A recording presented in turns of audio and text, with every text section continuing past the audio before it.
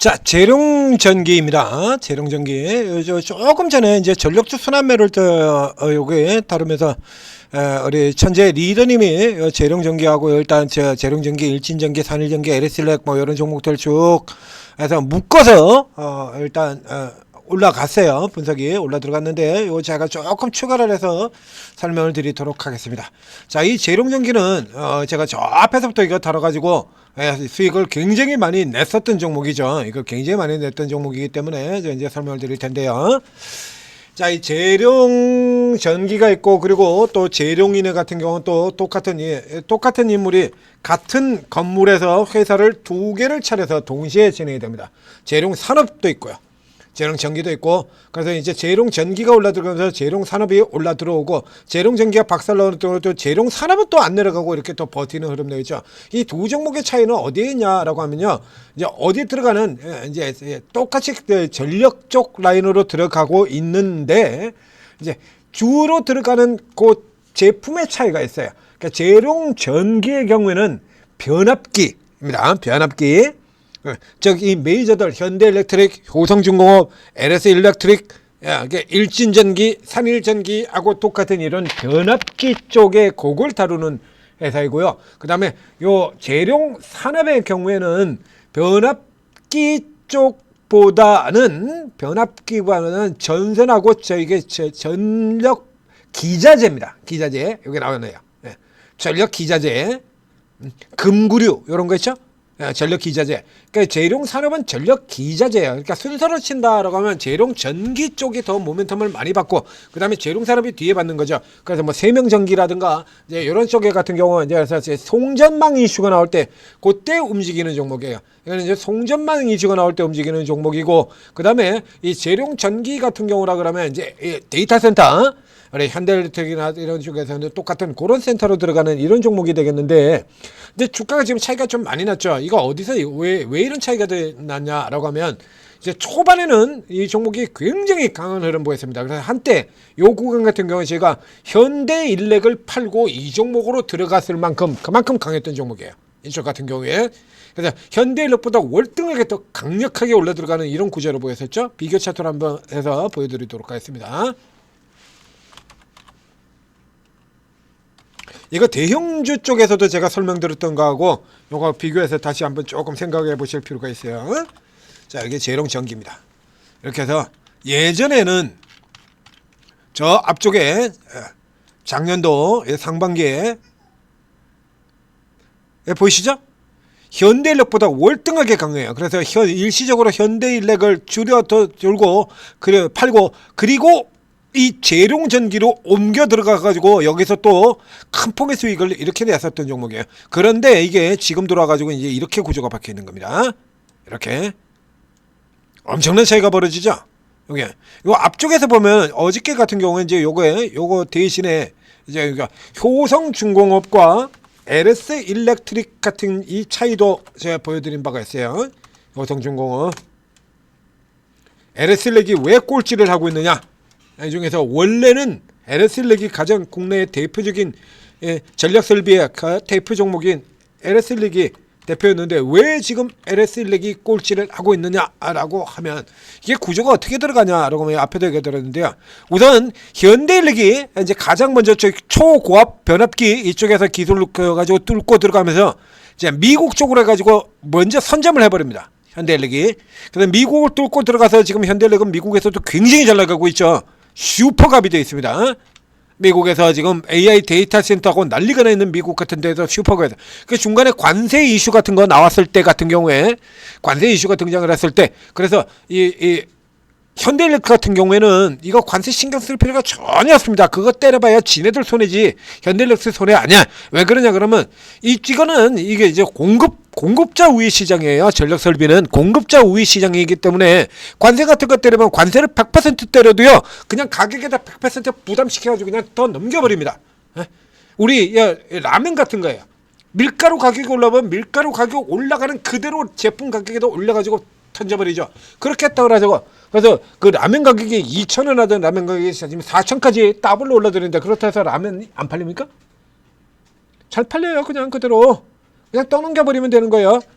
자, 이렇게 들어가서 현대일렉이 여기서 이렇게 들어가고 있는 동안에 이제 후발주의 차이로 나온 같은 게 LS일렉이 대응이 굉장히 늦었다라고 얘기 드렸었죠. 효성중공업 같은 경우는 이제 현대일렉이 상대적으로 조금 소홀한 유럽을 뚫어버립니다. 유럽을 뚫고 들어가 버려요. 요거 들어간 다음 그 다음에 현대일렉이 미주에서 또 현대일렉도 다시 또 유럽 쪽에 또 참전을 하고요. 이렇게 들어오고 있는 동안에 얘네는 민기적 되다가 이제 얘기를 하는 거예요.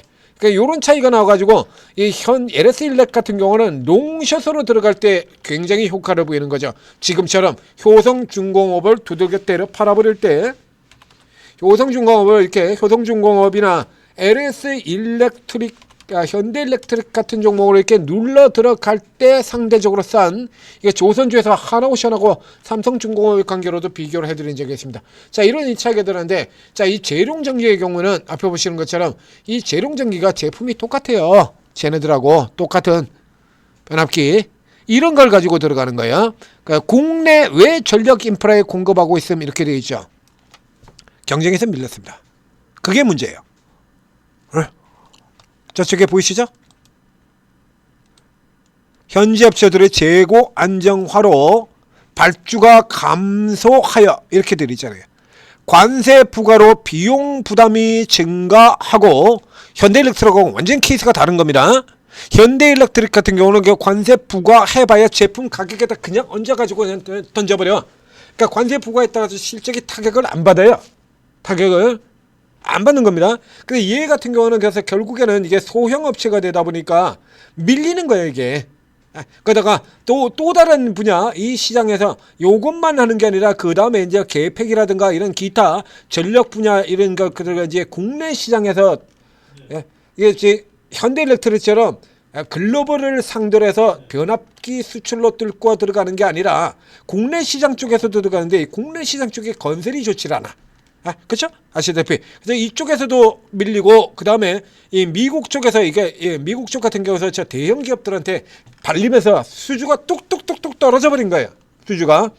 그래서 저 기업들 같은 경우 수주가 계속해서 이어져서 연속적으로 이어나가는 반면에 얘네 같은 경우 수주가 이렇게 뚝 떨어져 나오면서 이렇게 쳐져 들어갔다는 얘기입니다. 이제 국내 쪽 같은 경우도 이제 다시 또 이제 수주가 이제 이어져서 등장을 하게 되니까요. 자, 2024년 같은 경우 2,600억에서 980억 여기까지 들어갔었죠. 올해 같은 경우에는 보시게 되면요.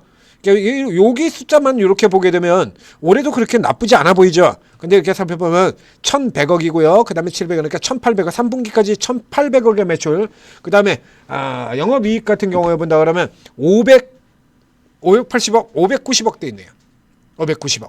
그러니까 이게 적자로 간다는 그런 얘기는 아닙니다. 590억이에요. 1,800억에 590억. 그렇게 한다라고 보면 지금 현재 이번 분기에 제일 좋은 게 이번 3분기거든요. 700억 나와 있거든요. 그럼 여기서 700억 수준이 그대로 나온다고라도 매출이 일단 전년도에 못 들어가게 되는 거고요.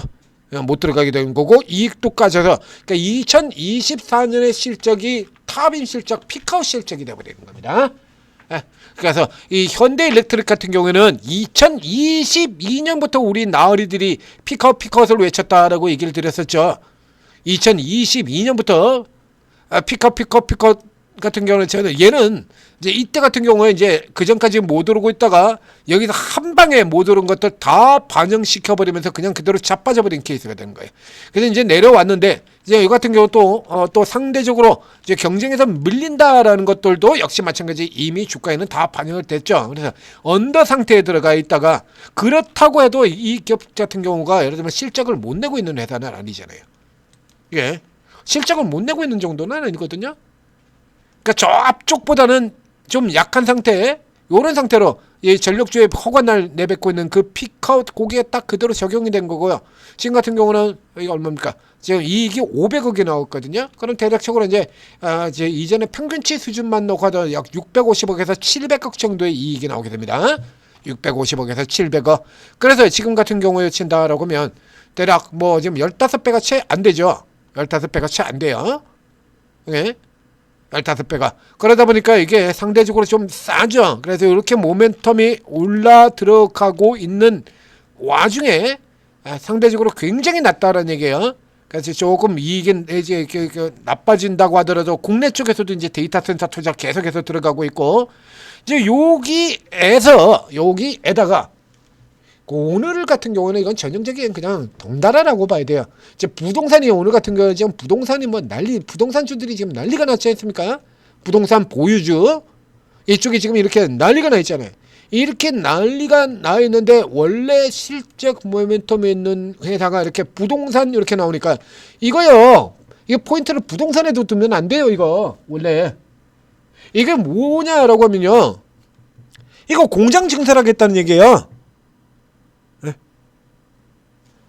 공장 증설하겠다라는 얘기지. 얘네가 이건 원래 부동산을 가지고, 그러니까 부동산 그냥 글자만 나오면 그냥 달려 들어가가지고 일단 그냥 글자만 보고 그냥 달려 들어가는 거, 이 케이스에 들어가는 겁니다. 이거 글자만 보고 유형자산 양수공시 이거 지금 나오고, 그러고서는 그냥 부동산만 보고 지금 이거 그냥 튀었단 얘기죠. 딱 이렇게 나오잖아요. 그 전까지 이러고 있던 게 지금 부동산 얘기 나오자마자 그래서 부동산 얘기만 나오자 일단 덮어놓고 사는 건데, 이건 기존의 이 회사들 같은 경우는 이게 뭡니까? 기본적으로 부동산 개발하는 거죠. 원래부터 땅을 가지고 있는 걸 개발을 하고, 파라다이스 같은 경우 그래서 뭐 자산 재평가 들어가고 이렇게 해가지고 원래 있던 가치 그거 가지고 올라 들어가는 회사고요. 이 회사는 그냥 이거 공장용으로 증설하겠다는 회사예요. 그래 이런 식으로 친다라고 하면 최근에 이제 증설 발표하는 회사들 같은 경우가 꽤 있지 않습니까? 공장 증설을. 그래서 공장 증설로 해서 이게 땅 산 회사들 같은 경우가 최근에 몇 개 있잖아요. 몇 개 회사들 같은 경우가 증설을 하기 위해서 이렇게 땅 사 들어가는 이런 회사들이 있거든요. 그럼 이런 애들 같은 경우도 지금 다 올라가야 되는 거예요. 그냥 폭주를 해서 올라 들어가는 거예요.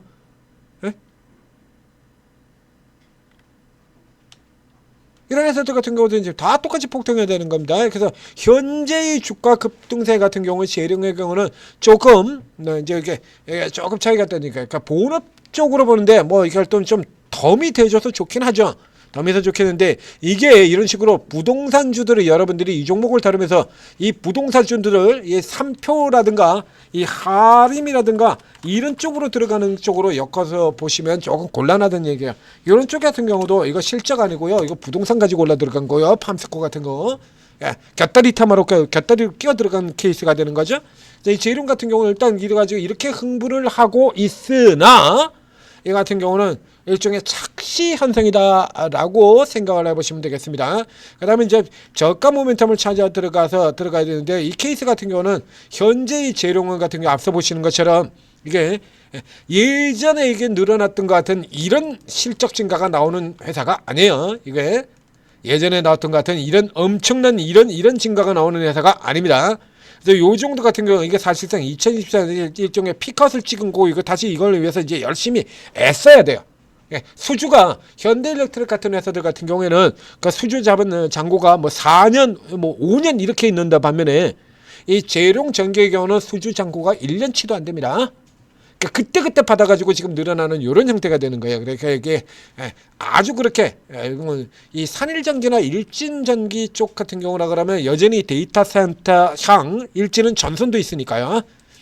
그 모멘텀을 가지고 산일전기는 전력 설비 중에서 여러 번 비교를 해드렸죠. 산일전기는 전력 설비들 중에서 가장 이익률이 높은 회사.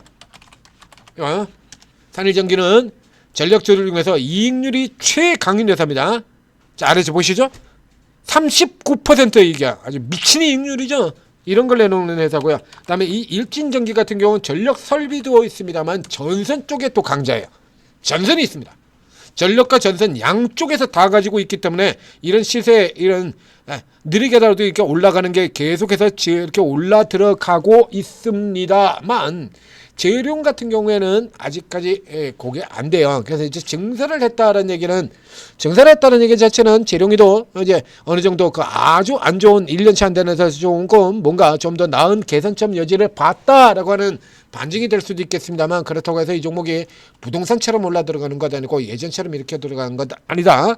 그래서 이렇게 위에 따라 들어갈 생각을 하지 마시고, 이제 다시 또 이렇게 올라 들어갔다가 쉬어 들어오는, 내려왔다 눌렸다 다시 들어가는 자리에서 이렇게 해서 잡고 나가시기를 권해드리도록 하겠습니다. 지금 여기 들어가신 분 같은 경우는 아우 고맙습니다. 뭘 이런 걸 다라고 해서 고가의 차익 실현을 하시고 어느 정도 반이라도 차익 실현을 하시고 내일 같은 경우 하시면 되겠네요. 이렇게 하시고 그 다음에 다시 밀려 내려오면 살펴보자.